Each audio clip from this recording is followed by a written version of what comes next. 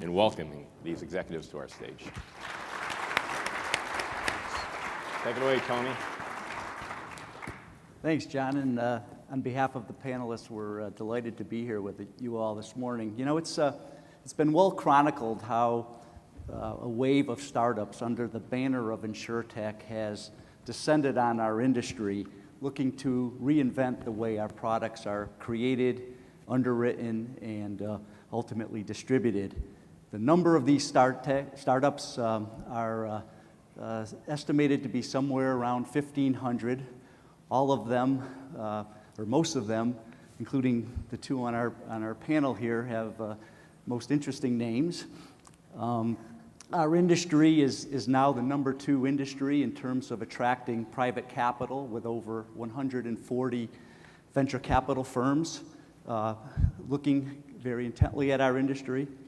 Deal count and funding volumes continue to expand year over year, almost doubling in the last 3 years to be about $6 billion cumulatively. And the startups, the InsurTech startups, are focused across the entire value chain of insurance, from sales and marketing to distribution, underwriting, loss control, and claims. So how should we be thinking about all this? Is it a threat or opportunity for P&C insurers?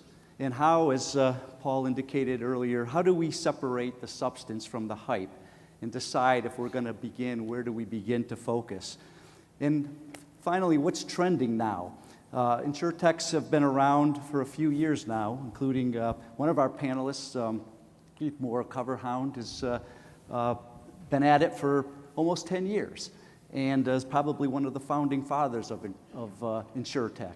But how do we, what's the difference from some of the first generation InsurTech companies to the ones that are very active today, including Coverhound, which is still very active today? So let's get right at it and start with some of these themes and talk about, maybe from a high level, the current environment in P&C from each of our panelists' perspectives. I've been in the industry for a long time, almost 40 years. In each previous wave of technology in our industry, think mainframe computing, legacy platform systems, even the internet, they've all had promises of transforming our industry. So what's different this time? What are the greatest challenges that we face as an industry? And what major changes do you see on the horizon in the next 5 to 10 years to address them? Let's start with you, Ed. Okay, great. First, I want to say that Keith really doesn't look like a founding father. I think Tony looks more like a founding father. But, I guess I'd start by saying, I think our industry's in truly a position of strength. We have fantastic organizations and great people and capabilities, and arguably the best balance sheet the industry's ever seen. With that said, I think much of what you've heard already today, the industry is absolutely ripe for some significant evolution. And Paul just talked about this. Customer expectations are absolutely changing. They have been changing. Other industries are ahead of us on this evolution. And so customers are experiencing amazingly high levels of connectedness and transparency and efficiency. And the opportunity for our industry is to evolve to meet those kinds of expectations, I think. Keith? So I'll go back to the word disruption. I love the way Paul phrased it earlier. Disruption is only disruption if you're resistant to positive change. So we look at it as saying an industry that's learning how to innovate, an industry that's learning how to take on new specialty skills around areas that they previously didn't focus on as much as they would have liked to. Cyber being one of those. You've got drones, you've got all this AI technology, you've got all these different things coming into an industry where having one single entity be able to take on all those responsibilities and be the master of those is going to be impossible. So this is where partnerships and the ability to partner and the ability to innovate, those two skill sets are going to be the hyper-focus over the next 2 years. And the winners of that are not necessarily going to be all 1,500 startups that are out there. So the other skill that the insurance industry has always proven to have is the ability to assess situations, assess risk, and assess people. And that's going to be key because now there's going to be a lot of noise coming into the sector, and being able to figure out what's truly signal and what's actually noise. Jacqueline? I think it's interesting, the question, the idea of what's different, because I guess I would see it as being, there hasn't been something like this before. And I've been doing this venture capital in the insurance space for over a decade. And back then, in sort of early 2008, the companies that were in the space that were doing innovation were coming to the insurance carriers as vendors. And now they're no longer vendors. Now they're not waiting for you to go to market. They're not coming to you to sell into your IT department or your marketing department. There's certainly many of them that are doing that. But what happened in the meantime is they discovered the space called an MGA. And being an MGA doesn't allow you to just be distribution. That's, yes, where it is in our value chain is it's a distribution point. But being an MGA allows these startups to go to market on their own. And they can do innovation all across the value chain from that vantage point, as long as they have parts and pieces that enable them to go to market. And so that's what's different this time, is that these companies are going to market on their own. And the VCs have used some of the early MGAs like Climate Corp to understand and get used to the insurance value chain and understand how you can fund a company that's going to be as close to being a carrier as possible, but without taking all the risk. The interesting thing is now that they've done that for a few years, and the entrepreneurs have done that for a few years, now they're comfortable becoming carriers as well, or somehow taking part of the risk. So the education of the innovation ecosystem has really come a long way in the last 10 years, and it's taken them from being a vendor to actually going to market on their own. And that, I think, is what's very different this time around. That should be the perfect tee up for you, Tim, speaking of going to market on your own. Sure. I mean, I think this disruption is a tough one. You know, if my son comes home from school with disruptive on his report card, then I'm not too happy about that. But I think if we're filling a gap in the market, if we're filling a need, then I think that's the key. If it's disruption that brings the industry forward, then I think that's good. So I think disruption, just for the sake of disruption, we just blew out the second candle in our cupcake, so we're 2 years old. So we're entering the terrible twos. But I think the big difference is there's a lot of capital. So I don't know what happened before, but right now there's a lot of capital. And the cost to come out with an insurance company, let's call it an insurance company if you give me the leeway, is a lot lower. So there's all this capital that's coming up exponentially, and the cost is just dropping significantly. I mean, we entered one state and sold our first policy on under $3 million, and 10 years ago it was $35 million, and 16 years ago you better need $200 million to get there. So I think that's one of the things that are happening right now, is that there's a lot of capital, and just because of technology in the cloud, it's just a lot less expensive now to build the whole thing. In the past you might have said, integrate to my claim system, but right now we can build a whole insurance company faster than integrating to your claim system. So it doesn't really make sense to integrate to your claim system. So what about the notion of being maybe a little bit bolder than just filling gaps, right? Do we think that InsurTech presents the potential to help make a dent in the large volume of underinsured and uninsured risks that exist today, which seems to be increasing, right? As our industry has not kept pace with premiums haven't kept pace with the pace of GDP growth. Can we look bolder? Is there that potential? Anybody? Yeah, I definitely think so. I mean, CoverHound's business model, we're focused on digital distribution. We started out as an insurance agency to be able to prove out our tech platform, but we know our tech platform can enable carriers, brokerages, ourselves, partners, virtual partners, to distribute in a way where right now we feel like, especially in the micro commercial space and the SMB space, they're underserved. They're either not getting the coverages or they're not buying the coverages they need, especially with all the new emerging threats that are out there, cyber insurance being specific to one of them. One of the reasons CoverHound founded Cyber Policy was to be able to have this distribution point through cybersecurity companies. So we're looking at it as a way to, hey, we're going to the customer, we're meeting them on their grounds, versus historically the insurance engagements have always been specific to an insurance conversation, where we're trying to have insurance become conversations around, I'm getting my commercial loans, I'm getting cybersecurity for my company, I'm getting my property set up.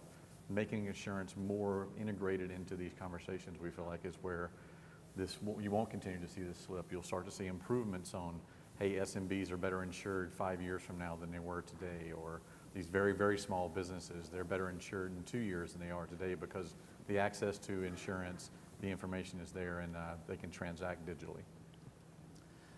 Okay, let's switch gears and talk a little bit about what's trending now from the standpoint of getting the attention of both startups and investors. And Jacqueline, you might be the best one to tackle that. What parts of the value chain are trending? So I guess I think about it a little bit less than being parts of the value chain and more about different segments. So when I think back to the sort of starting moment of InsurTech, to me it's really when Climate Corp went public. And I don't know if you're familiar with that company, but it started out as doing weather derivatives and ultimately ended up becoming a supplemental crop insurer and sold to Monsanto for over $1 billion. And it was with that exit that we created both the ag tech sector and the InsurTech sector. What was interesting after that was, even though Climate Corp, founded sort of this MGA place within the innovation ecosystem, but they also were built on really having strong data analytics and a proprietary access to data and a system to help their customers, in this case the growers, monitor their growing and their business. And I expected after that to see more of those companies being what got funded. And instead, we had a whole genre of very consumer-focused companies, user engagement-focused companies, and focus on the personal lines and now increasingly small, medium-sized businesses. What we're seeing, though, now is an addition of people coming back and looking at some of those larger, more complex risks that are focused more on the enterprise. We're seeing heavy data science types of companies get involved in the space, not just selling data to the primary carriers, but also becoming MGAs themselves. And they have other issues that they have to solve than the more consumer-focused MGAs do in terms of scale and things like that. But we're seeing a whole host of activity being started there. We're also seeing what I would call the beginning of an evolution from InsurTech to risk transfer tech. So you have a whole bunch of people who have now looked at InsurTech or alternative lending or blockchain or financial innovation or new products on the sort of investment side of things for consumers. And it feels like if a VC or a founder hits any sort of 2 out of any of those 4, they start coming up with really interesting risk transfer opportunities, some of which is insurance and some of which isn't. But because of all the capital going into InsurTech and sort of the amount of coverage that it's getting, it's making people think a lot about risk transfer in ways that they didn't. And so those 2 new sort of memes are things I'm super excited about and that we're seeing a lot of. What's some, maybe Keith and Tim, some of the differences that you've seen from first generation to current generation, and where do you think it may be heading? Jump in. Well, from our perspective, we wanted to sort of start with a blank sheet of paper. So we thought that if we touched anything that existing in the current value chain or processes, then we wouldn't be able to get to the full value. So we want to build a digital insurer. We want to start from ground up and put an insurance company into Amazon AWS. If we wanted to do that, then by definition, we just didn't want to. So we designed a new policy form. So we have a hybrid form that has personal sitting beside the general liability, personal property. We priced it differently in time segments. We did all our own actuarial. We got rid of the submission, quote, bind, issue, endorse, cancel, rewrite, audit, renewal, all these transactions that we, as an industry, I think we spent 20 years automating and spending hundreds of billions of dollars so we can get a policy image, and then it switched to customer engagement. So sort of who cares about the transaction? So we have register and buy. We underwrite at registration. They're a customer whether or not they have a policy or not, which is really foreign to the insurance industry. And we want them to buy a lot of policies. We don't want them to buy one and renew 85% of the time and don't talk to us for 7 years. We want them to engage with us. So I think it's a lot more on customer engagement. And the only way you can get there is if you build everything. Then we have a challenge, though, because we can do the innovation. Then we have a challenge with scaling, because the scale exists with the incumbents. Mm-hmm. Yeah. Keith? I'll counter that by saying it's about speed. So when you look at innovation, there's good ideas and there's bad ideas, but they both can turn into positive change for the industry, but only when the speed and execution is there. You can start out with a bad idea, and then you can iterate, and you can get data in, and you can, if you've got speed to market, and you can do those things. So this is why we believe in specialization. I believe in the third wave that Paul was talking about earlier. We do things as on a platform together. We have to combine powers in this room, we have to combine powers outside of this room, and everybody has their specialization, and that's how we're going to move quickly as an industry, versus if we try to figure out all the nuances of underwriting, all the nuances of digital distribution, all the nuances of claims and servicing. Those pieces are so big, you'll end up being a large organization that starts to move very slowly, where if we can get these individual teams that are driven on innovation and driven on positive results, then these individual teams can move quickly. And when those teams are properly coordinated across partnerships, across carriers, across distribution partners, then we move quickly as an industry, but we move also intelligently. We're taking in more data. The more touch points we have out in the market, the more data we can collect as an industry. And as individuals, it's just really hard to be a marketer, to be a distributor, be sales, be servicing, underwriting. That's a lot of disciplines that you're trying to force into an innovation timeline that needs to be weeks, not months, not quarters, not years. You know, from an incumbent's perspective, I totally agree, because as we've gotten engaged in the ecosystem, speed and agility, is something that's started to occur within the organization. And that characteristic for our industry, I think, will be very, very positive. It's probably a good segue of thinking about it, Tim's perspective and Keith's. I'm not sure they're diametrically opposed, but a little bit of difference. But InsurTech, threat or opportunity to our industry. The III recently conducted an analysis of about 500 InsurTech firms, and they came up with a result that suggested that 61% were seen to be enabling the value chain, 30% were focused on disintermediating incumbents from customers, and only 9% truly disrupting the value chain. Does that sound reasonable to you guys? No? Shaking your head. I think, again, I don't know that I would categorize them like that, and I think to build on a little bit of what Keith said, sometimes you don't know when these companies start out exactly what they're going to end up as. So to take a look at them and to start to slot them like that maybe is only of limited help. But the answer to the question actually is only partly about those companies. And the rest of that answer is all up to you and what you do. And so they can be a threat if you let them be a threat, or they're an opportunity if you view them as an opportunity. So when I think about our portfolio or just the whole InsurTech space, if you think about it from normal venture terms, most of those companies are going to fail.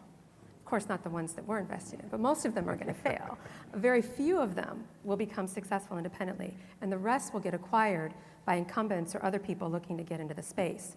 And so if I was to make comparisons to my peers that are on the venture groups at Microsoft or Qualcomm or Google, and what they do is they're very tech-oriented firms, and they have huge R&D groups, yet they still go out there and they invest in startups, and then they acquire them in order to build up their capabilities. They don't say, hey, we got it covered, or we're going to do it on our own. Or they don't even say, those companies are competitive to us, so we're going to stay away from them.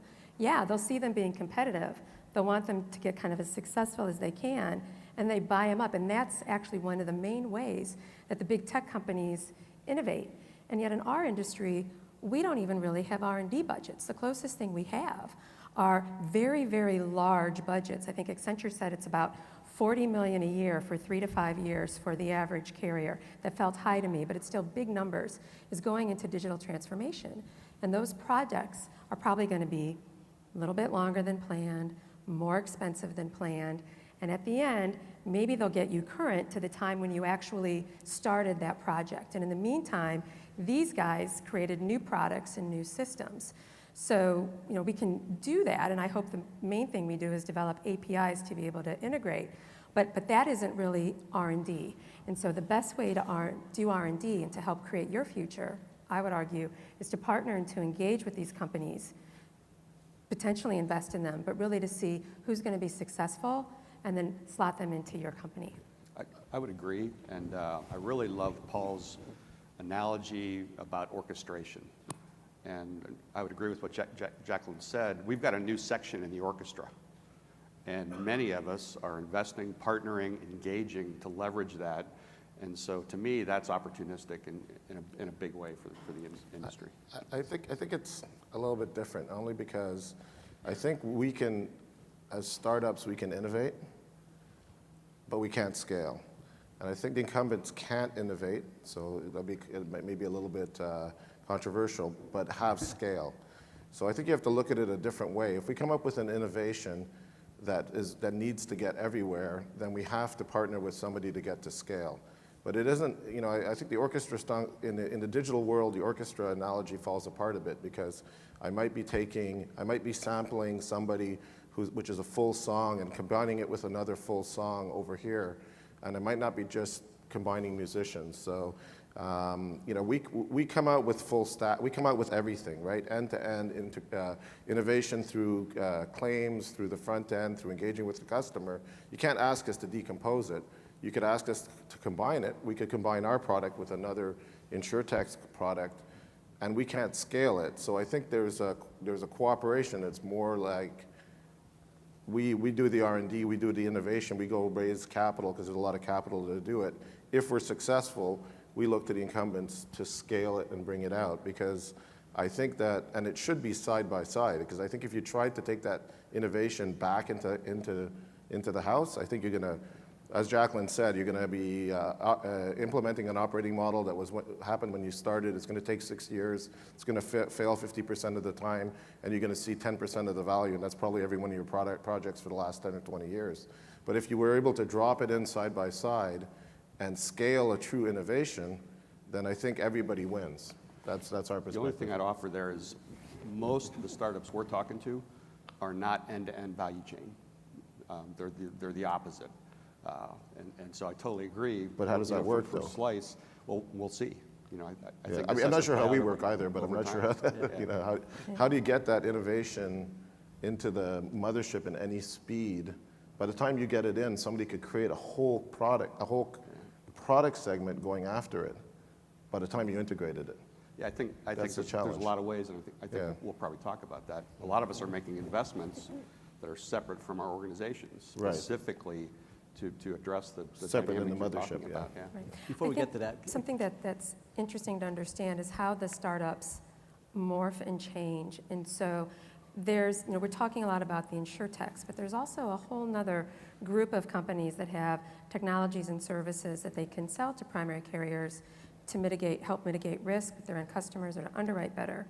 What we're seeing, though, is that those companies get really impatient because they've raised money, and if they've chosen insurance as their first industry vertical to go into, they end up finding out that selling into that vertical is an awful lot harder and a lot slower than most other verticals, and they're wasting capital while their VCs are like, hey, we're not seeing anything. So you know what they end up doing is trying to figure out how they can become an MGA so they can go to market by themselves, and they can show that what they do actually impacts that part of the value chain. They might not have any intention of ultimately being a large-scaled company, but this is how they choose to go to market, to prove to their VCs and to prove to others that they can do it and to make progress without having to wait for the incumbents. So the strategy of waiting for the incumbents is challenging, and as a result, we see many of these companies on the InsurTech side and on this other sort of technology and services side have multiple business models inside of them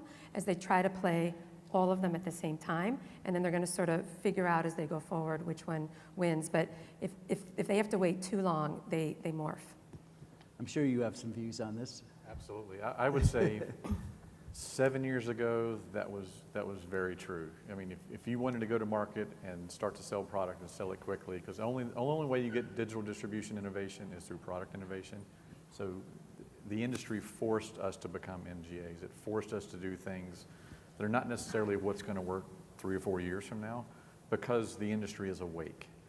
You know, we should charge royalties, some of us that have been doing this for 5 or 7 years, because the industry is awake. Carriers are open-minded about how do we look at product a different way? How do we distribute a different way? How do we create new risk products that weren't necessarily risk products 2 or 3 years ago? Because they saw the success of CoverHound and Cyber Policy and other companies that have really started to emerge, and they're not forcing people now to be an MGA. They're willing to partner. So that's where the question around, do you build, do you invest, do you buy? I think it's all the above. I think the incumbents are in such a great position now because you can do all of those, all of the above. And the way to innovate is compress time and fail often and fail quickly and move on and learn from that. And the more areas where you have failures out there that you can learn from, not big, massive, catastrophic failures, but failures where on a smaller scale, whether you're building internally, whether you've invested in a few, 8 or 9 different companies, and you're partnered with about 8 or 9 different companies. Then you see these failures and you learn from them as an organization, and you start to apply those risks and those failures towards success. That's a good question for you, Ed. I'd agree with that completely. I would not discount our industry's issue with respect to speed and agility. I'll take that one. There are more ways, I think, for us to counter that than ever. So maybe we partner with some of those startups that are actually taking that MGA approach, and we offer talent, advice, some kind of a partnership that's a win-win, and we go through that ride together, and we learn and we figure out what works, what doesn't work. That's just one example. So I agree. I think there's what advice, though, further than that, though, what advice would you give the companies in the audience about the whole idea of where do you start, right? If you haven't been doing any of this, if you feel like you're late to the game, where do you begin focusing your efforts? A couple things. I think some others will have some great ideas. That where I started with our organization was we've got to get in the game. Being on the sidelines is not the place to be.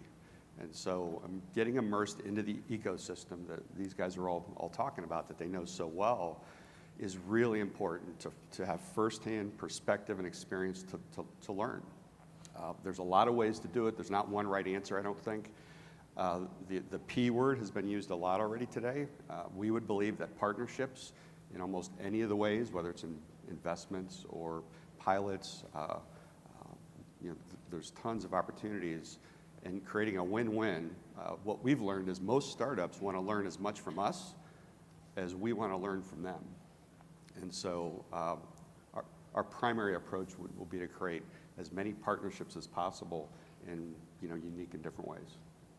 Be interested to hear what you guys think.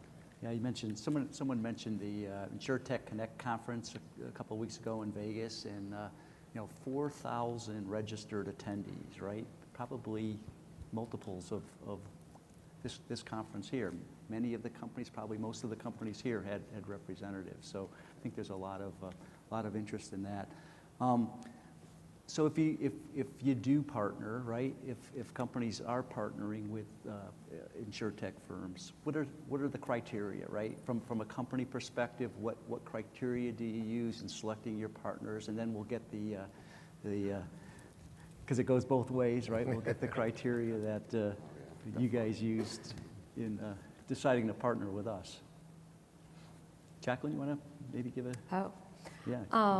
So we have a very interesting vantage point when we're investors, because we see it from both the carrier side and from the startup side.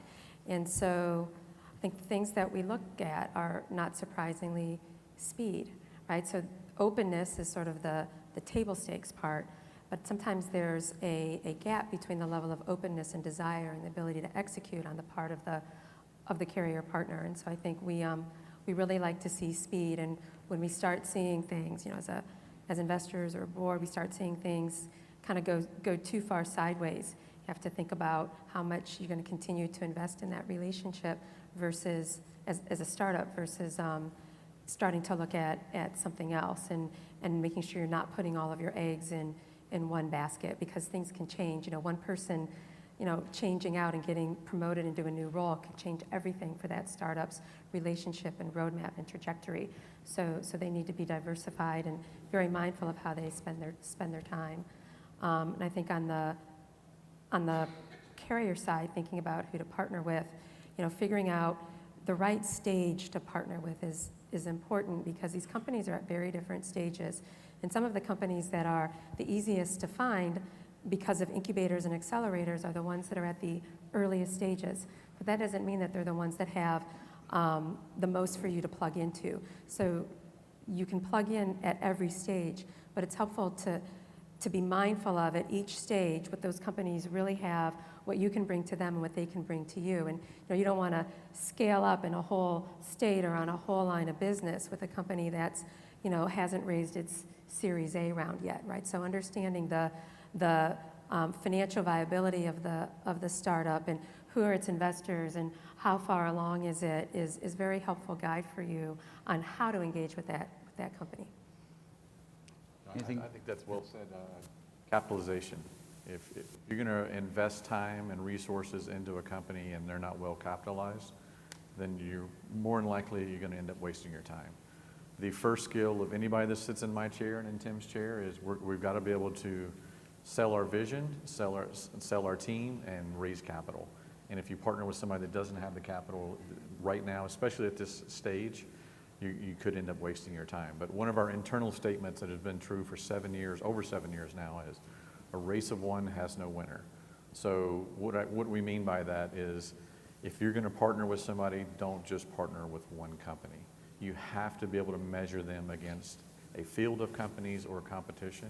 And I'll use my experience at LendingTree. When LendingTree was the only mortgage comparison website that was on the internet, we had a hard time scaling in the mortgage industry because we didn't have other companies that mortgage companies could compare us to. But as soon as we had competition, we encouraged people to work with the competition, and then we grew faster because then the industry had standards, was able to move forward. We feel the same way about, we've had carriers we've worked with, and we said, well, the carriers told us we're only going to work with you, and I was like, that's not a good idea. You work with our competitors, work with everybody, because then you'll know how good we are, or you'll know how good somebody else is in comparison.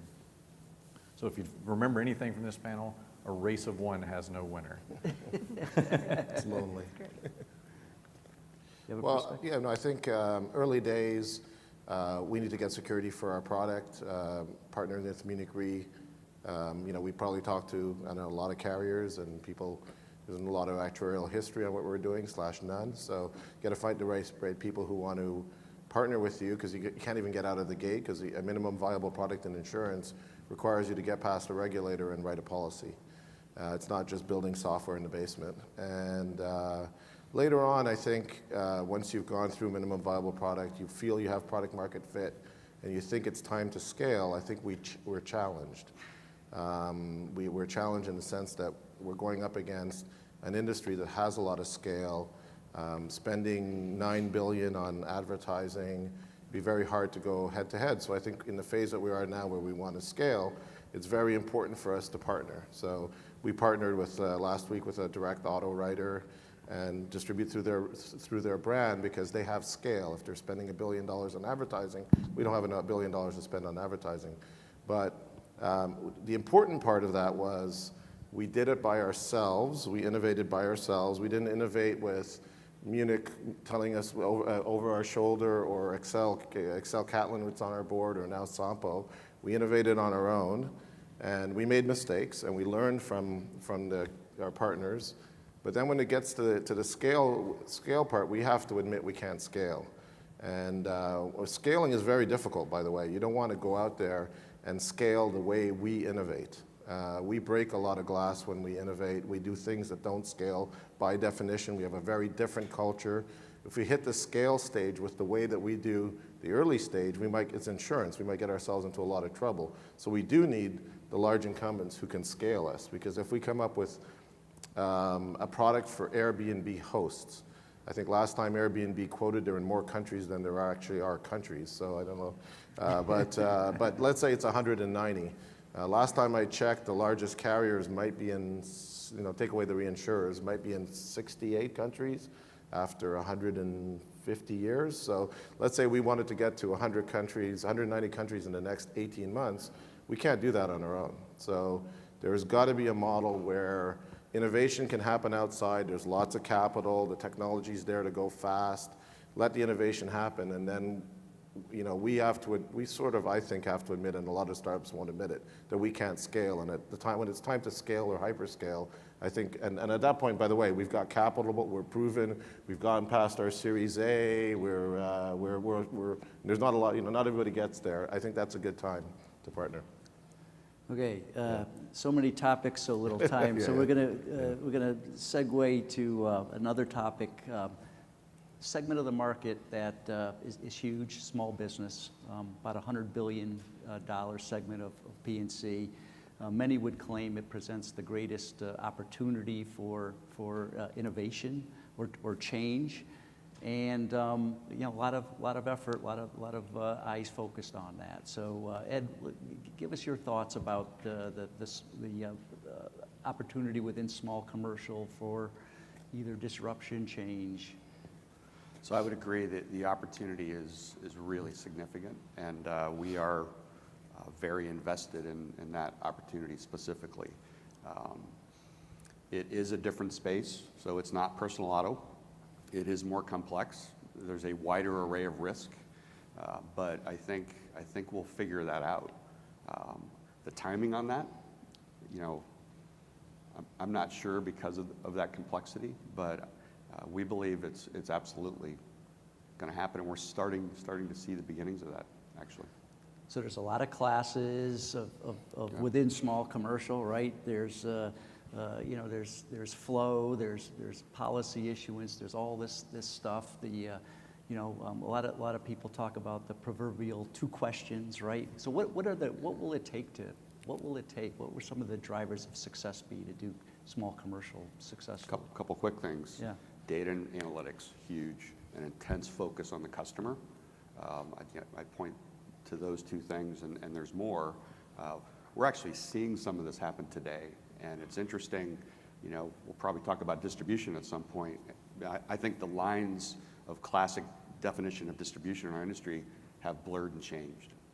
I could show you a model that is at scale, that is actually an agent, very large, sophisticated, that creates an immense flow of small commercial that's highly efficient, probably feels like a direct customer experience with carriers that are in this room connected into that engine, right? So that exists today. We're just going to continue to evolve that kind of an engine more and more with some of the amazing you know, stuff that's going on in InsurTech and the startup so world. it's channel agnostic, basically. I think, well, let's put it this way. The customer doesn't care about our definitions of channels. We knew what they do care about, right? It's transparency, it's speed, it's efficiency. One last thing in small commercial that we believe, a lot of research has been done, they do want advice still. Now, how that advice gets delivered, probably going to be different. That's not always the case, I think, you know, with some of the simpler lines. Keith, I know you have some views. No, I totally agree. Well said. It's going to come down to efficiency. So your independent agent channel and your brokerage channels have ignored VSBs, very small businesses and micro businesses, because they don't want to have a 2-hour conversation for a $400 policy. So we're looking at it from multiple perspectives. Like, first, we want to engage with the shopper on their terms. When CoverHound partnered with Google Compare, the biggest thing we learned is when we're dealing with certain customer segments, and this is very true for the VSB and this micro commercial space, is if they want to engage with you digitally, they're going to engage with you on a smart device. Not a laptop, not a desktop, it's a smart device. 65% of the small businesses that we engage with now are on a smart device. So you can't take a legacy BOP product or a legacy GL product and say, okay, I've got a PDF that was historically 120 questions, and take those 120 questions and drop them on a mobile experience. So we've taken the approach of how do we leverage third-party data? Is third-party data available to populate what we need to know about this very small business? And how do we either create a new product or create a new situation where this underwriting process and the product creation is conducive to a great mobile experience? But we also agree that we're not disrupting and we're not disintermediating the advice channel, the trusted advisor, the being part of this channel. So we know that how do you engage with a shopper on a mobile device, be ready for them digitally, but be ready at any moment to answer a question.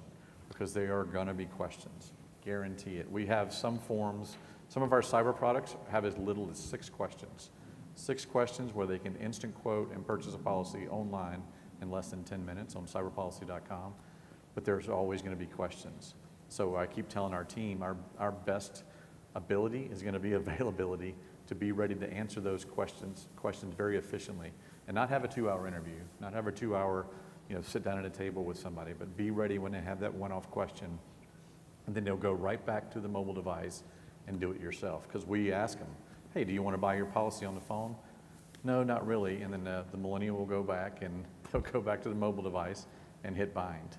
And they'll bind the policy and they'll do their e-signature. So it's a lot of nuances that the insurance industry is not used to, because we're used to such face-to-face and offline processes. But we've got to be able to translate to the, and like you said, So it's be really, channeling, not so what you're saying is really not as binary as direct to consumer versus agent, right? You really need elements of both, right? Yeah, and we feel like that whether you're an agent, whether you're the direct carrier, or you're an MGA, wherever you are in the value chain, we have to be able to transact on the terms of the shopper. But you have to take expense out, right? And I think distribution is expensive, so we write a commercial policy. I guess we could have gone either way, but we write a commercial policy. We removed commercial property and put personal property beside commercial liability, 2 million commercial liability, added in 18 coverages. We only write one class, which really wasn't a class, Airbnb, host, Uber driver. It's commercial policy. So we have no application for insurance. We're not asking any questions. And we have register and buy. And yeah, obviously let's take the home share policy. We're obviously getting the address. We have to identify the person. But, I think the key is trying to take the expense out, not get rid of the agent. The agent might distribute, you need to distribute your product, but I think you want to, so in our case, it's a very different kind of commercial person. It's a person who's a person using their personal property to make business. They tap on a button, they become a business, and they tap it. So it's a very different thing. But I think the key is to try and take as much of the expense out. Yeah. I think that there's a little bit that gets really counterintuitive when you start thinking about small and medium-sized businesses. And this point about taking the expenses out is very helpful, because if you take the expenses out because of the tech and other things, then you can start doing interesting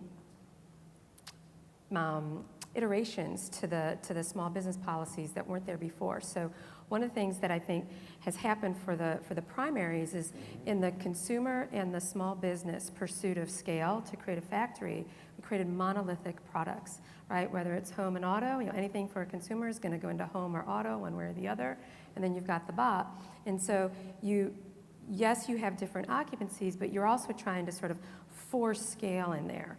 But if you start taking out some of those expenses, then you can start to really unpack a business owner's policy in the same way that you do on the consumer side. And so you're not necessarily having to solve for something that's going to be relevant to everyone. And if you're doing that, that's where it becomes hard to think about how insurtechs are going to innovate in small, medium-sized business. But the way they're going to innovate in small, medium-sized business are to do things like what Tim is doing, or what Next is doing, or what others are doing, where they're just going to focus on particular parts and pieces. And it's not always going to be the smaller occupancies, but they're going to get really focused on one particular thing, and they can do it because they have very different expense ratios, or they're just not going to be successful, but they're going to be willing to try in areas that might be harder for a primary to try, because you're trying to get so much scale out of your factory that's SMB. And so not having to feed that factory creates different opportunities. Whether they're ultimately able to get scale in there to make the economics work is a question, but they do have some things in their favor. But I would like to add something to that. So this is where the P word comes back in, so partnerships. So when you have particular entities that only focus on like 3 or 4 classes or 10 classes, they're going to have a hard time partnering with a Staples.com or a regional bank, because when those partners put product out in front of their customers, they're worried about yield management. And what I mean by yield management is they want to make sure, if I say I've got property and casualty insurance for either a consumer or for a small business, I want to be able to cover 90+% of that base. I can't just have 2% of my customer market or 5% of my customer market being addressed.